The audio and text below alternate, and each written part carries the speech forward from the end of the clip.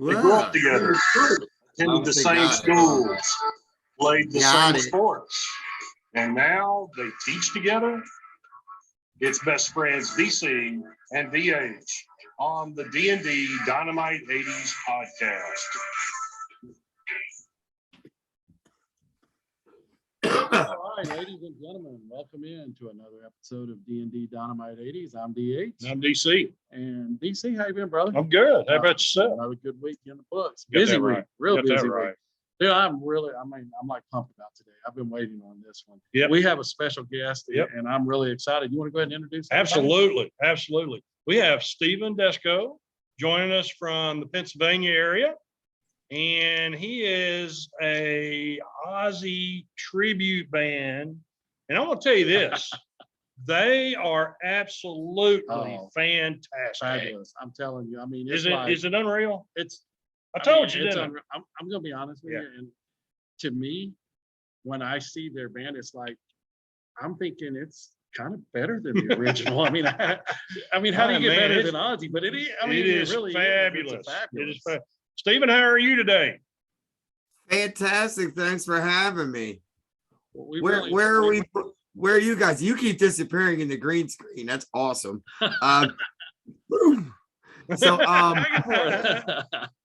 Little magic. Anyway, we are where are you guys from? Yeah, we're in the Nashville area.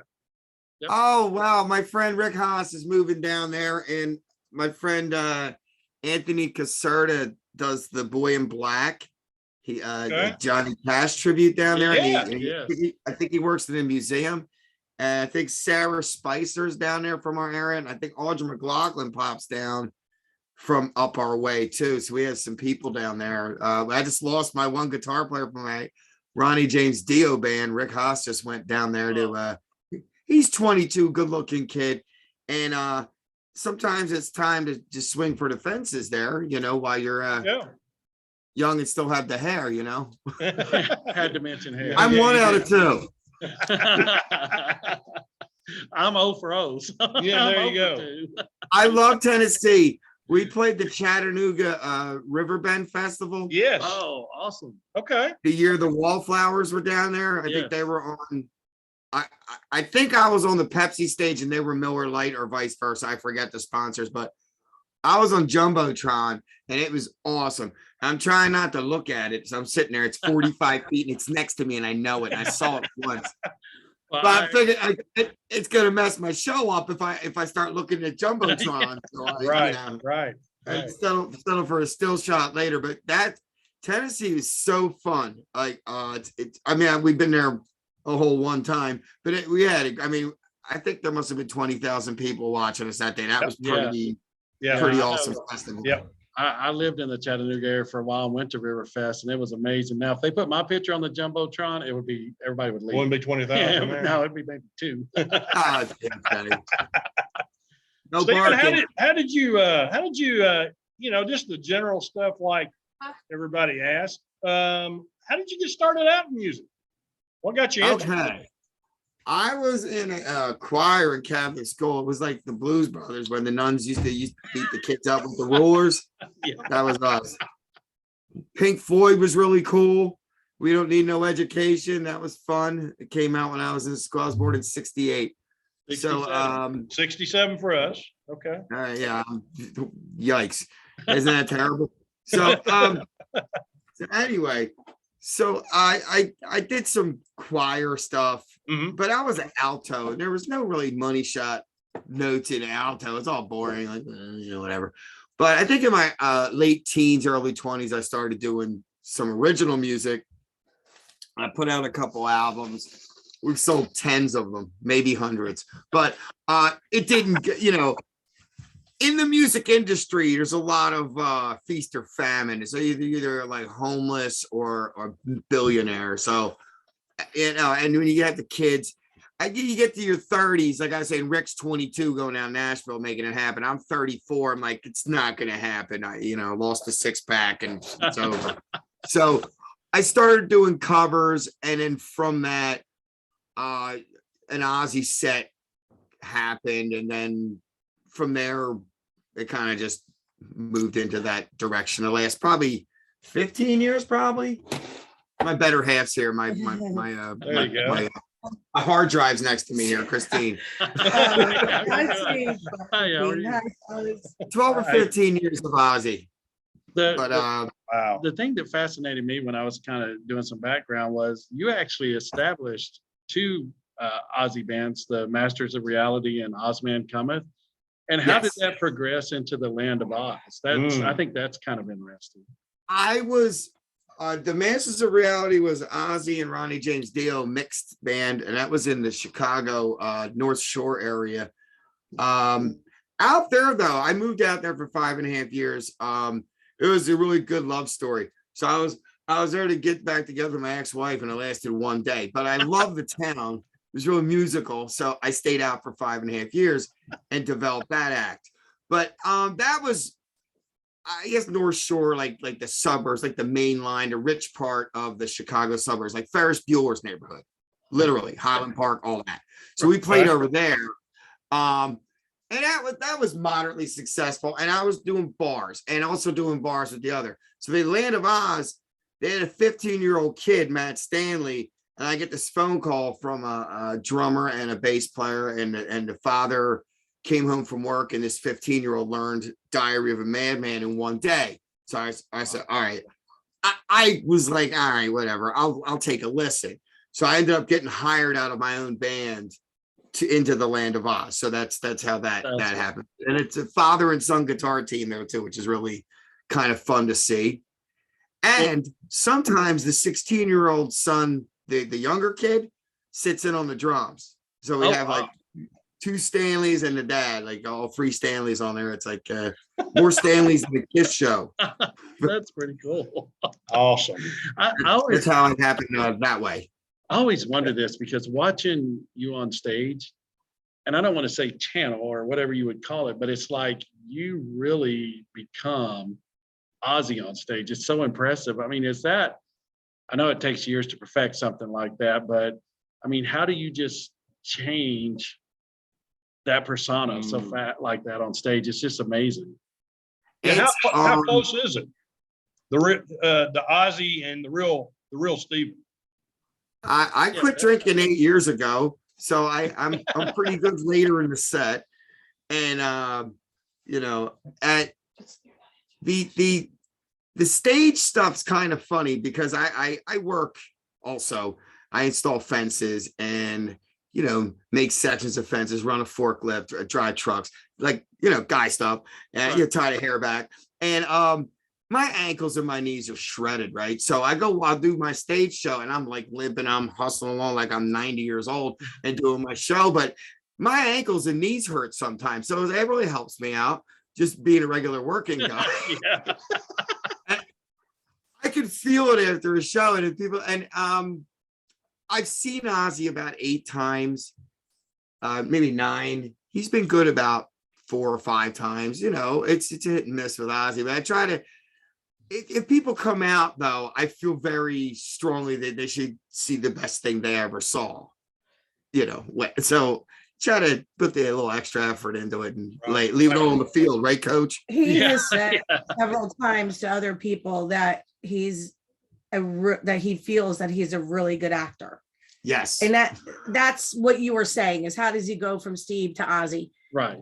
It's an act, and he's perfected it, and he's good at it. And if channeling is a word that you need to use, I would support it because I know him personally as Steve. Well, he is different as Ozzy. He's not Steve anymore. He's focused. He's in the lane. He's not thinking about what's going on at home, who let the dog out. He's thinking about, what's the next note I have to hit. Yeah. Well, you can tell, I mean, just watching the performance on stage, it's just, I mean, really, it's kind of like I said, it's better than the original. That's our dog Karma. Say hi, good girl. I love performing. Performing is awesome. When you get old, tributes are really nice because you kind of like I tell people I'm pretend famous because people like act real. They're really nice to me. I get people give me things and they think I'm really cool. They're like trying to be like, here, want some Coke? And it's like, no, but thank you for thinking I'm cool. You know, thank you, no. But like people are very, very good to it. But as far as the performance part, it's just I feel if you get off the couch and pay your money, you definitely deserve to have some people putting out for you. I don't like seeing people mailing it in. You know what I mean? Yeah. Sometimes I can't walk the next day, but it's good. You know what I mean? Is that people got their money's worth. Well, the energy is definitely there just from seeing the videos of the performances. I mean, it's just I'm hoping you guys come to Nashville sometime. So Got we that can see a right. live show. I would love Oh, to. I'd love that. Yeah, we would love that too. Clapper Productions here, Christy Thompson. Because we're losing Rick, I don't know if he mentioned that to you. We're losing Rick from Yeah. the Ultimate Love Evil band. Rick is headed to Nashville, so Rick is going to do some recon, and we're going to see if we can't get it fantastic. today. That would be. Yeah. Well, we're there. I'm Fantastic. telling you, You got that we're right. there. We're up front. We're I heard a rumor. This is funny. You guys are like this. I have friends that live down in Nashville. We do a Shriners benefit every year, and the girls come up with their country stuff. And I'm usually part of that thing. I met my dearest here at that festival 6 years ago. So it's a festival, and it's for Shriners hospitals for the kids. Mhm. And he said there's an Aussie guy down in Nashville, and his name is Steve. Isn't that funny? So you guys have one down there named Steve already. I'll still come down. Hey. We'll throw down, but Yeah. We want to see better than the original. Yeah, right. Now. So yeah, you guys. Steve, need There's to only come one down. Steve. Yes. yeah, it's what except a superior imitation of the guy. I never seen Steve. I just heard his name is Steve. I thought that was That kind of is fun. good. We're just gonna say he's an imitation of you. There you go. That's right. Yes, he's Yes, tributing there we go. me. Yeah. Yeah. What do you guys coach? Where did you guys play? Football or something? What was your deal? We coached and played and you name it. Now we just Cool. admire it. Yeah, now we just admire it from the sideline. It's all good. I remember playing football and having to do 6 inches. Remember Oh, 6 yeah. inches? Yeah. Oh, yeah. Oh yeah. No. Start twitching. Yeah, that's almost as bad as doing the what we used to call the monkey crawl. Yeah. across the field. Oh, Bear crawl. Oh, right. wow. Let me ask this, Steve. Why do you think Ozzy and Black Sabbath, those kind, that music, why is it still so strong and powerful and popular even with the younger generation? A lot of it, the show, the TV presence, the Osborne show really, and the Ozfest festival bridged him with a lot of younger viewers. Okay. His Q rating is off the charts. His wife's and stuff, his daughters and stuff, his son and him have that show. They were traveling to the Right. horror movie show. I watched. Yeah. It's great. He's funny. He's like Benny Hill, man, with long hair. He's a funny guy. I think he's a character, Yeah. Yeah. But he's more than just the music of that. But as far as the music's strong as death, and no one's playing like that anymore. Everyone's cheating with auto tune or tracks, and no one's doing it for real. We carry 6 guys in this band so we could sound album like. We do Diary of a Madman. Our next show at Sellersville Theater is going to be Diary of a Madman feature.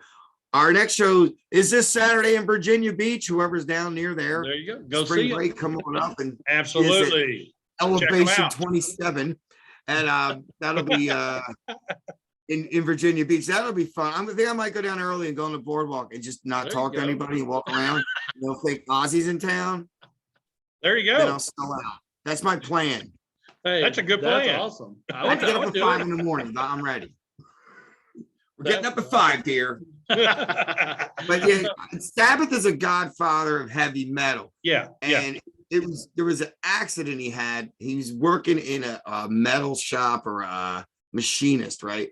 And the last day they put him on the sheet metal station and he lopped off a few of his fingers right before he got signed.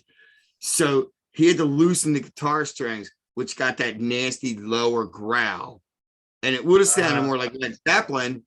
It would have been a maybe kind of rougher version of Zeppelin or a more evil version or something. But instead it had a whole drop tone, and that created a whole branch in music evolution there because this guy Yeah. cut his finger off. Prosthetics. He got and prosthetic fingers and still uses. yeah, Yeah, the prosthetics lend a different tone to the sound of True. the guitar as well. Yeah, he can grab all the strings with this, he doesn't have the, it's Yeah. kind of almost like having a Yeah, it's slide got the slide guitar. Yeah, Right, it plays the right. in your slide. finger already. I think Ozzy's music speaks to people because it's like there's a good stories to his music. A lot of it is sometimes things that people feel deep, dark, and down inside of them, and they don't know how to express it. And there used to be all those moms out there saying it was devil music. If you listen to it, it's not. It's not saying, hey, go shoot someone. It's saying, hey, I have these like, uncomfortable feelings. I need to scream and I need to shout and I need to get this kind of stuff out of myself. And I think that's why it speaks to a lot of people, because you get to bang your head and then feel good about it. And then you can go on with your day. All right. Definitely. Behind the music with hey. Clockwork Productions. It makes you feel good Well, because it does. you get out some emotions. It's very nice. It's good. Why you guys keep disappearing, man? I know I smoke weed a little bit, but you guys are disappearing also, right? Yeah, you're not seeing things. No. Yeah, that's cool, man. That's a great effect. I want to get that. Hey, it's our great Internet. yeah, it's our great background to the computer efforts and everything else. Yeah. Hey. I like the picture. That's my friend Dave Lewandowski. If you're lucky enough to be able to spell that, he's a photographer, a wildlife guy. And if you look him up on Facebook, he takes wildlife photography, and I'm wildlife also. But So you fit in that category. ostriches. There you go. He's got eagles fighting with hawks upside down, like that's cool. awesome stuff. So just check out Dave. Yeah, There's a little right, plug that's for my friend David. Yeah, There you we'll go. check that out. Absolutely. Absolutely. Hey, before we get out of here real quick, let me ask this. Last Yeah. 80s solo act or band that you listen to? 80s. I recently did a benefit and I did Knocking at Your Back Door by Deep Purple from 1983. There you go. So off of the Perfect stuff. Strangers album. Yeah. I like that. Deep Purple's my stuff, and Rainbow. So I guess that would be the Joe Lynn Turner era, or Okay. maybe a Graham Bonnet in 1980 with Down to Earth. I think I'm not sure that year though. That could have been a 79, 70. Close record. Close I know. enough. Close enough. Right. All right. Hey, That's my stuff there. there you go. Hey, let everybody know where they can listen to stuff and keep up with you guys. Yeah, like us, like Sally Field, really like us on Facebook, The Land of Oz. Yeah. And there's a terrestrial website, which is, okay. And we're mostly Facebook though. And we have the Sellersville Theater in Pennsylvania. Yep. We've sold out 7 or 8 years in a row. So we're going to go for whatever you would call that. It's beyond the hat trick, the triple hat trick, 9 years of selling out the Sellersville. It's a 300-seater. And I think it was 1894. Anyway, that's coming up on April 15th. This weekend, and we're in Virginia Beach. Right. And that's going to be fantastic. But all of our dates are on Land of Oz on the Facebook. And check out Clockwork Productions and also Ultimate Live With a Evil. K. Ultimate Live Evil and Just Sabbath for the songs we don't get to with Oz. The other 90 Black Sabbath songs that are really too just like Right. have the cobwebs on them. But We'll they knock did off. come out as a horror movie. It wasn't really, it was a horror movie thing.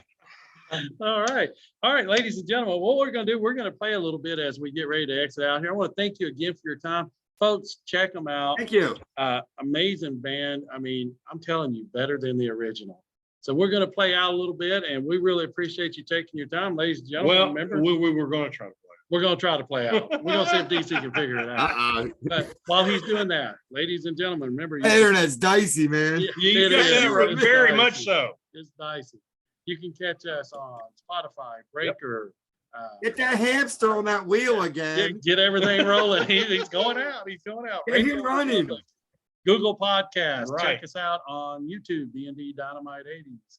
Check us out on Twitter, D&D Dynamite 80s, and also the webpage, D&D Dynamite 80s. Again, Stephen, we really appreciate your time. DC's going to play us out here. Folks, check them out. Thank you, sir.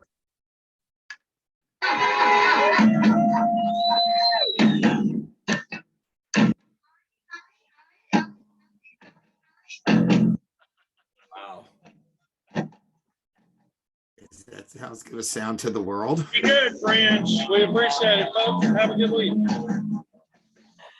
Take care. Thanks, guys.